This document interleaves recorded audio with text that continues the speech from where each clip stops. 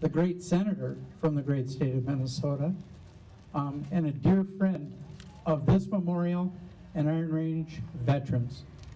I want to introduce to you Senator Amy Kolbuchar.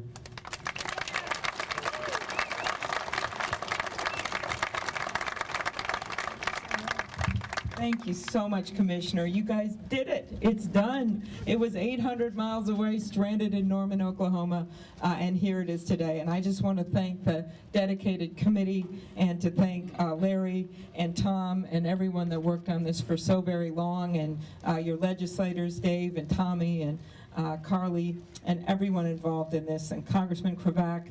It just couldn't have happened without a huge effort over many, many years, all the donors, but particularly our veterans, because this is what this is about.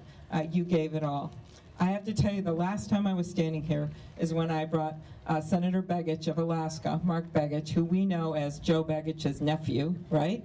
And I brought him up here to see this spot. He serves on one of the committees that deals with armed services, and we heard it loud and clear. And while I don't pretend that we got this done, because we didn't, you got this done, I remember still, we called the Oklahoma senators, we told them they were holding our memorial hostage, we brought it up at the prayer breakfast, we did everything, and I think it's just a teeny piece of what everyone did in this room. Minnesota and the Range have such a proud tradition of service to our country and military service. Tommy talked about it best when he talked about not only mining the ore that helped us win those wars, but it was also the lives.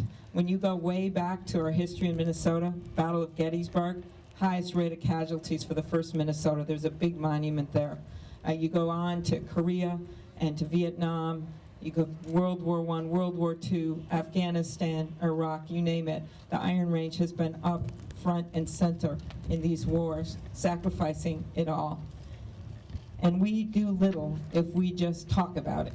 I think you all know that our troops, when they signed up, there wasn't a waiting line, and when they come home to this country and you need health care, you need a job, you need an education, there should never be a waiting line in the United States of America.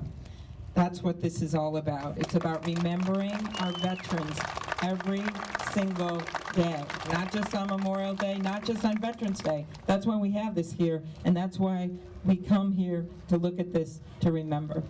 I just want to end with one quick story, because it was a reminder to me of what our veterans do for us every day. It was one of those World War II honor fights. I see one of our World War II veterans right up there in front, and I was waiting for it at the airport back in the Twin Cities. They came in not a dry eye. Many of them had never seen our World War II memorial. They saw it for the first and the last time.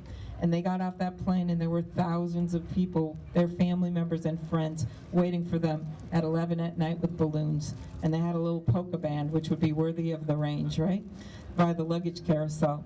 And it stopped playing at midnight, and at that moment, one of the vets, who turned out to be 90 years old, came up to me and said, "Senator, can I have this dance?" And I said, "Sir, the polka band just stopped playing. I would love to dance with you, but it just stopped playing." And he said, "No problem, I've got a great voice." And he sang, "You're just too good to be true." And we danced around that luggage carousel, and I thought at that moment, you know what? This is what our vets deserve every day, no matter if they served in Vietnam, or they served in Korea, or they're serving now. They deserve to be dancing with senators or on luggage carousels. They deserve thousands of people waiting for them at an airport. They deserve the best benefits that they can get. And mostly they deserve to be remembered every day, not just in the big towns, not just in Washington, D.C., but in Virginia, Minnesota, with this memorial. Thank you very much.